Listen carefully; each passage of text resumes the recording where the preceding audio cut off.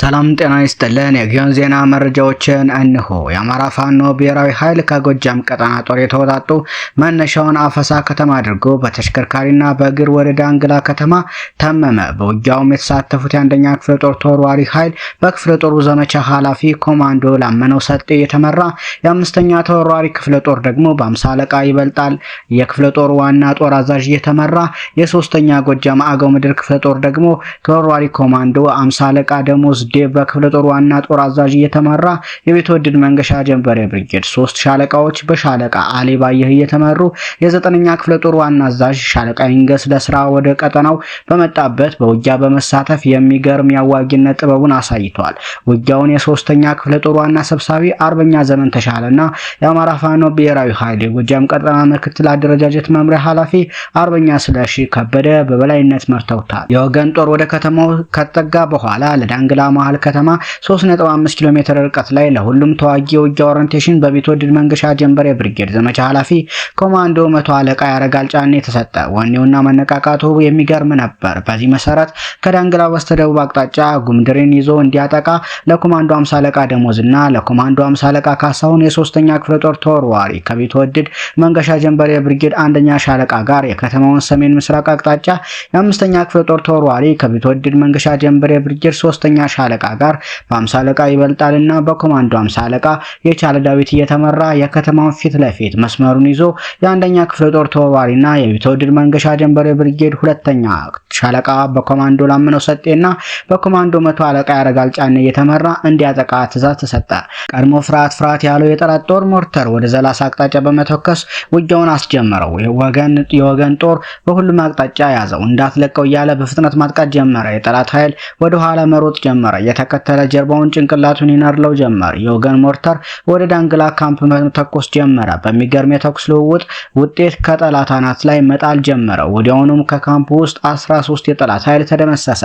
ቁስለኛውን ጠላት ይቁጠረው። ፊት ለፊት የገባው ኃይል ጠንካራ ክንዱን በማሳረፍ የጠላት የፖሊስና የሚኒሻ መረጃ አመራሮች ተደመሰሱ።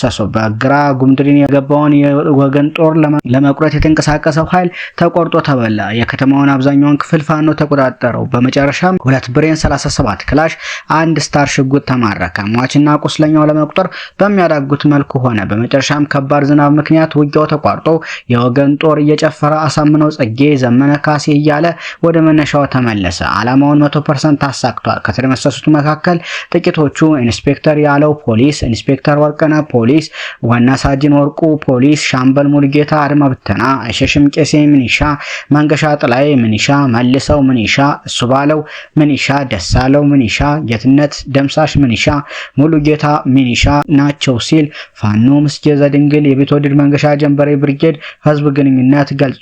እንዲሁ የአማራ ፋኖ ብሔራዊ ኃይል ጎጃም ቀጠና ሁለተኛ ተፈራ ዳምጤ ክፍለ ጦር ለ6 ተከታታይ ወራት ያሰለጠናቸውን ግዙፍ የኮማንዶ ኃይል አስመርቋል። የአማራ ፋኖ ብሔራዊ ኃይል ጎጃም ቀጠና ሁለተኛ ተፈራ ዳምጤ ክፍለ ጦር ለ6 ተከታታይ ወራት ያሰለጠናቸው ግዙፍ የኮማንዶ ዩኒት ኃይል በደማቅ ሁኔታ ሲያስመረቅ በመረቃው ፕሮግራም የአማራ ፋኖ ብሔራዊ ኃይል ጎጃም የማዕከላዊ ኮማንድ ስራ አመራር አባል ሻለቃ ዝናቡ ልንገረውና የአማራ ፋኖ ብሔራዊ ኃይል ጎጃም ቀጠና አደረጃጀት መምሪያ ኃላፊ አርበኛ ሸቱ ጌትነት፣ የአማራ ፋኖ ብሔራዊ ኃይል ጎጃም ቀጠና ስልጠና መምሪያ ኃላፊ 50 አለቃ ታየ ብርሃኑ እንዲሁም የአማራ ፋኖ ብሔራዊ ኃይል የጎጃም ቀጠና ጽህፈት ቤት ኃላፊ አርበኛ ይትባረክ አንዳርጌ፣ የአማራ ፋኖ ብሔራዊ ኃይል የጎጃም ቀጠና ምክትል ህዝብ ግንኙነት ኃላፊ አርበኛ ስቲበል አለሙ ሲገኙ የሁለተኛ ተፈራ ዳምጤ ክፍለ ጦርና የአምስቱም ብርጌድ አመራሮች ተገኝተዋል።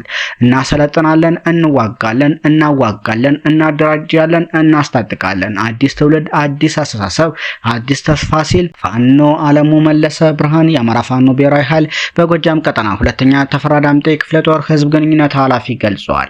እንዲሁ ሰኔ 10 2017 ዓ.ም በትናንትናው ዕለት ከማንኩሳ ከተማ በተለያዩ አቅጣጫዎች በአብደጎማ በማርና በዛባ ቀጠናዎች ለዘረፋና በሰከላ ለነበረው ውጊያ ኃይል ለመቀነስ ቢገባም የምድር ድሮኗ የቢተው ሻለቃ ተሰባስቦ ለማጥቃት የመጣውን ዘራፊ ኃይል ድል አድርጋ ተመልሳለች። በተለይም በማና ቀጠና የገባው ዘራፊና ጨፍጫፊ የጁላ ሰራዊት በውጊያ ሰዓት በተመቱበት አባላቱ በመናድ በአካባቢው ማህበረሰብ ላይ ዘረፋ ፈጽሟል። በዚህም በአካባቢው ካለው ቤት ለቤት በመግባት ለምግብ ብለው ያስቀመጡትን እህል የጫነውን እህል ጭኖ ዘርፎ ከወሰደ በኋላ ያልቻለውን ደግሞ አውጥቶ ሜዳ ላይ በትኖ ትሩጧል። ይህ የሚያሳየው ቀልቡ ሆዳሙ ሰራዊት ህብረተሰቡን በተለያዩ ጉዳዮች ላይ የሚያደርሰው ጫና ምን ያህል ለአማራ ያላቸውን ጭካኔ ጭካኔ እንደሚያሳይ ህዝቡን በጦርነት በረሃብ በማዳከም ለገቢ የሚጓጉዙበትን መንገድ በመዝጋት ከቤተሰብ ተጠያይቀው እንዳይሞት እያደረጉት ነው።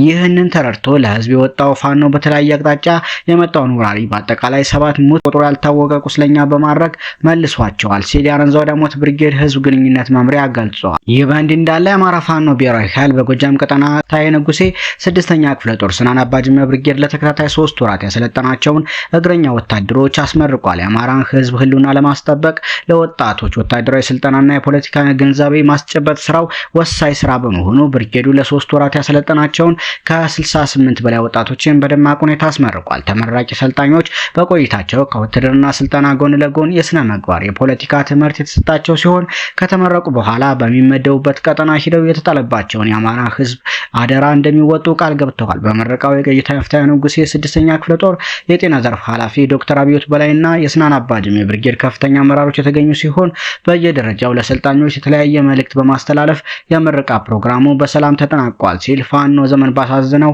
የ6ኛ ክፍለ ጦር ህዝብ ግንኙነት ገልጿል። እንዲሁ የአማራ ፋኖ ብሔራዊ ኃይል ጎንደር ቀጠና የታርሎ ብርሃን ክፍለ ጦር ወንድማማቾች ብርጌድ ጎንደር ከተማ አቅራቢያ ጎንብሬት ቀበሌ ክልል ኢየሱስ የተባለ ቦታ ላይ የነበረን የጠላት ኃይል ድባቅ መጥቶታል። ድንገተኛ ፈና ውስጥ የገባው የጠላት ኃይል አብዛኛው ሙትና ቁስለኛ ሲሆን ውስኑ ተበትኖ ራሱን ለማትረፍ ወደ ጎንደር ከተማ እግሬ አውጭኝ ብሎ ሸሽቷል። ከፊሉም ተማርኳል። በማዕከላዊ ጎንደር ዞን ጭልጋ ወረዳ ሰርባ ያገዛዙ ሰራዊት ካምፕ ምክንያት ባልታወቀ እርስ በርስ አለመግባባት በስብሰባ የነበሩ ታጣቂዎች ተተኳኩሰው ከ7 በላይ የሚሆኑት ሙትና ቁስለኛ ሆነዋል ሲልም የአማራ ፋኖ ብሔራዊ ኃይል ጎንደር ቀጠና ህዝብ ግንኙነት መምሪያ ኃላፊ አስታውቋል። ይህ በእንዲህ እንዳለ ህዝባዊ ውይይቶች ተጠናክረው ቀጥለዋል። የአማራ ፋኖ ብሔራዊ ኃይል ጎጃም ቀጠና ቀይታ ታዬ ንጉሴ 6ኛ ክፍለ ጦር ንጉስ ተክለ ሃይማኖት ብርጌድ ከውጊያ ጎን ለጎን ለሚያስተዳድራቸው ቀጠናዎች ሁሉ እየተንቀሳቀሰ ህዝባዊ ውይይቶችን እያደረገ ይገኛል። ከቀን 5/10ኛ ወር 2017 ዓ.ም እስከ 08/10/2017 ዓ.ም ድረስ ለተከታታይ ቀናት ከየጥጃን አባገሪማ ቀበሌ ማህበረሰብ ጋር የብርጌዱ ሰብሳቢ ፋኖ መለስ ሽታውና የብርጌዱ ህዝብ ግንኙነት ፋኖ ባይሽ ፈራው ሰፊ የሆነ ውይይት አካሂደዋል። በውይይቱ ላይም ተሳታፊዎች ያገዛዙ ወንበር አስጠባቂ ሰራዊት ባለበት ቀጠና ስንሄድ የሚደርስብን እንግልትና ስቃይ ከባድ ነው። ፋኖ ባለበት ቀጠና ደግሞ ሰላማችን ተጠብቆ ክብር አግኝተን ነው ያለነውም ብለዋል። ከዚህ በተጨማሪ የአባቶቻችን በጦር በጎራዴ እንዲሁም በውጅግራ ተዋግተው አስከብረው ያቆዩንን ሀገር እኛ ልጆቻቸው በጋራ ይህንን ወራሪ ስርዓት አስወግደን ነፃ የሆነች ሀገር ለልጆቻችን ልናወርስ ይገባልን ብለዋል። ትግሉ የፋኖ ብቻ አይደለም፣ ሴት ወንድ ሳይል የመላው አማራ ነው። ማንነታችን ለማጥፋት ቤታችን ድረስ የመጣን የወራሪ ኃይል በልኩ አናግረን ልንመልሰው ይገባል። እንወያያለን፣ እንመክራለን፣ እንታገላለን፣ ነፃም እናወጣለን። አዲስ ትውልድ፣ አዲስ አስተሳሰብ፣ አዲስ ተስፋ ሲል የንጉስ ተክለ ሃይማኖት ብርጌድ ህዝብ ግንኙነት ኃላፊ ፋኖ ባይሽ ፈራው ገልጿል።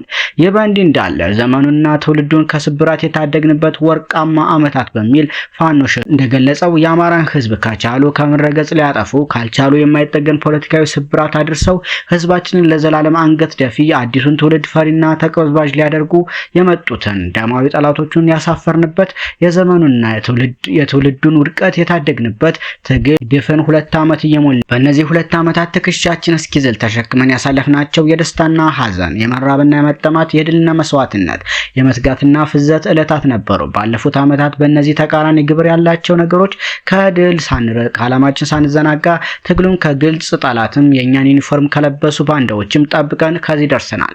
ትግሉ እድገቱን ጠብቆ ከዚህ እንዲደርስ አፈሙዝ የጨበጠው እስክሪብቶ የመዘዘው ጫካ የወጣውም ከተማ ያለውም ከሀገር ውጭ ያለውም ሀገር ቤት የተቀመጠውም ካምፓችን የተጠረነፈውም የሚዲያ ሰራዊቱን በየተሰማሩበት ግዴታቸውን የተወጡት ሁሉ ፍጹም አቻ እንኳ ባይሆን አንጻራዊ ቀረቤታ ያለው ዋጋ ከፍለዋል። ቀጣዩ ምዕራፍ የ50 እና የ60 ሚሊሻ አድማ ብተናና የብርሃኑ ጁላ መከላከያ ተማረከም ተደመሰሰም ዜናም ፎቶ ከሚለጠፍበት ያለፉት ግፍና መከራ ከሚሰበክበት በእጅጉ ከፍ ያለና የተለየ ምዕራፍ ነው። የ3ኛ ዓመት ምዕራፍ የሚጠይቀው ካለፈው በብዙ የላቀ አካላዊና አእምሮአዊ መጠበብን ነው።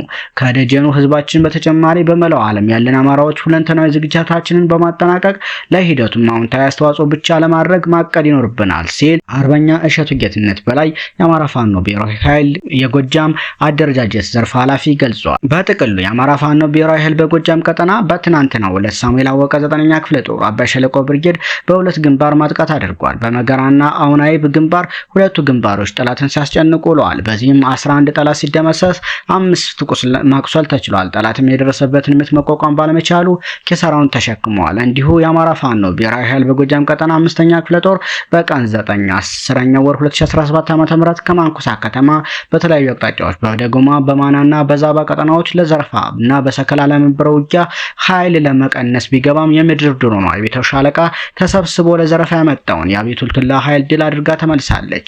በተለይም በማና ቀጠና የገባውን ዘራፊ ጨፍጫፊ ቡድን የጁላ ሰራዊት በውጊያ ሰዓት በተመቱበት አባላት በመናደድ በአካባቢው ማህበረሰብ ላይ ዘረፋ ፈጽሟል። በዚህም በአካባቢው ካለው ቤት ለቤት በመግባት ምግብና እህል ጭኖ ዘርፎ ከወሰደ በኋላ ያልቻለውን ደግሞ አውጥቶ ሜዳ ላይ በትኖ ትሩጣል። ይህ የሚያሳየው ቅልብ ሆዳሙ ሰራዊት ህብረተሰቡን በተለያዩ ጉዳዮች ላይ የሚያደርሰው ጫና ምን ያህል ለአማራ ያላቸው ጭካኔ እንደሚያሳይ ህዝቡ በጦርነት በረሃብ ማዳከም ለገበያ የሚጓጓዝበትን መንገድ በመዝጋት ከቤተሰብ ተጠያይቆ እንዳይሞት እያደረጉት ይገኛል። ይህን ተረድቶ ለህዝብ የወጣው ፋኖ በተለያየ አቅጣጫ የመጣውን ወራሪ በአጠቃላይ 7 ሞት ቁጥሩ ያልታወቀ ቁስለኛ በማድረግ መልሷቸዋል ሲል የብርጌዱ ህዝብ ግንኙነት ፍስሐ አደራው ገልጿል።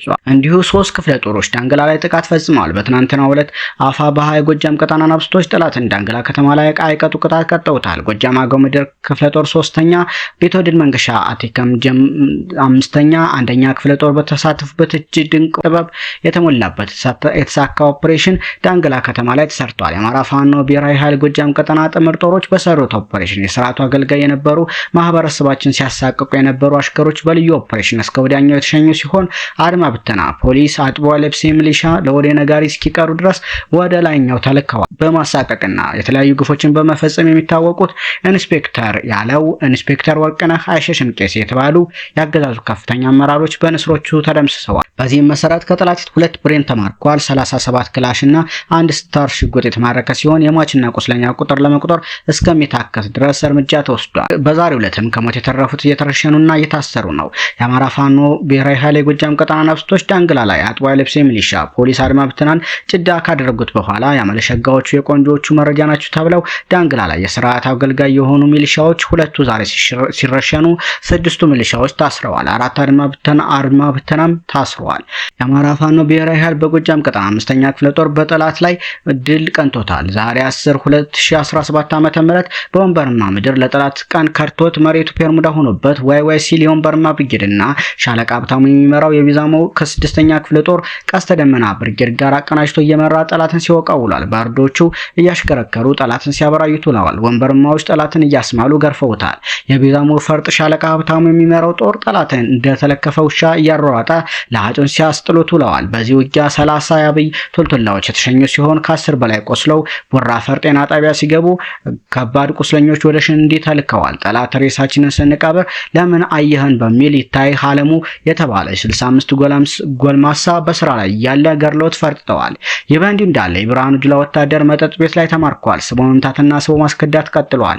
የኮሎኔል ታደሰ ሙሉና ብርጌድ 5ኛ ሻለቃ አበረ ይመም ሻለቃ በሰራችው ቀዶ ጥገና አንድ ሚኒሻ ከተማ ውስጥ ሰርገው በመግባት በቁጥጥር ስር መዋል ሲቻል መጠጥ ቤት ገብቶ ሲንዘላዘል በንስሮቹ መረብ ላይ ወድቋል። አንድ የብርሃኑ ጁላ ወታደርም ከነሙሉ ትጥቁ አንገቱን አንቀው አውጥተውታል። እንዲሁም ለጠላት መረጃ በመሆን እብድ በመምሰል ሲሰልል ለጠላት መረጃ ሲያቀብል የነበረው ግለሰብ በመከታተል በመረጃ በማነፍነፍ በቁጥጥር ስር መዋል ተችሏል። እንዲሁ ቀይታ ፍታዬ ንጉሴ 6ኛ ክፍለ ጦር ኢንጂነር ክብር ተመስገን ብርጌድ ወርቄ መስክ ላይ ደፈጣ በመጣል ጠላትን ረፍርፈውታል። በዚህም ከ2 በላይ ክላሽ መማረክ ተችሏል። በተመሳሳይ በትናንትናው ዕለት ስናን አባጅሜ ብርጌድ ጠላትን በደፈጣ መምታት ችሏል። ጠላት በገፍ ፋኖን እየተቀላቀለ ነው። በዚህም በዚህ አንድ ሳምንት ምስራቅ እዝ 302ኛ ኮር 76ኛ ክፍለ ጦር 1ኛ ሬጂመንት 1ኛ ሻምበል የሆኑት ጌትሽ አስቻለውና ታደለ አያሌው ኮሎኔል ታደሰ ሙሉና ብርጌድ አለማየሁ ከቤ ሻለቃን 3 ክላሽ በመያዝ ተቀላቅለዋል። እንዲሁ ጠላት ቀይታ ፍታዬ ንጉሴ 6ኛ ክፍለ ጦርንም ተቀላቅሏል። ጥላሁን አያሌውና አበጀ ሙልጌታ የተባሉ የአድማ በትን አባላት በነበሩ በትናንትናው ዕለት ሰኔ 9 2017 ዓ.ም ከደብረ ኤልያስ ከተማ አገዛዙን በመክዳት ወደ ቀስተ ደመና ብርጌድ ተቀላቅለዋል። ስማቸው አዳነንና እንዳወቅ ያደርጋል የተባሉ የሚሊሻ አባላት የአገዛዙን ሰራዊት ከርተው ወደ በረኛው ጅብላ ሞተራ ብርጌድ ተቀላቅለዋል። 2 የጅማ ተወላጆች የሆኑ የስርዓቱ ዙፋን ጠባቂ መከላከያ አባላት የበላይ ዘለቀ ብርጌድን ተቀላቅለዋል። እንዲሁ ሰራዊት ግንባታው እንደቀጠለ ነው። በዛሬው ዕለት በ3 ብርጌዶች በተመሳሳይ ሰዓት አስመርቋል። ተፈራ ዳምጤ ሁለተኛ ክፍለ ጦር ልዩ ኮማንዶ ዛምበራ ብርጌድ እና አረንዛው ዳሞት ጅጋ ሻለቃ ለ6 ወራት ያሰለጠናቸውን ኮማንዶች አስመርቋል። እንዲሁ ህዝባዊ መድረኮችና የልማት ስራዎችም ተጠናክረው ቀጥለዋል። በትናንትናው ዕለት የበረኛው ቀስተ ዳመና ብርጌድ አመራሮች የጓይ ቀበሌ ማህበረሰብ በመሰብሰብ ለማህበረሰቡ የፋኖን አሁናዊ ቁመናና የትግሉን ደረጃ በመግለጽ ጥልቅ የሆነ የግንዛቤ ማስጨበጫ ትምህርት ሰጥተዋል። በተያያዘም ስለ መልካም አስተዳደር በሰፊው ውይይት ተደርጓል። የበረኛው ጅብላ ሞተራ ብርጌድም በውግር ቀበሌ ህዝባዊ ውይይት አካሂዷል። በውይይቱም የግንዛቤ ማስጨበጫ ትምህርት ተሰጥቷል። ሰሞነኛ መረጃዎች እነኚህን ይመስሉ ነበር።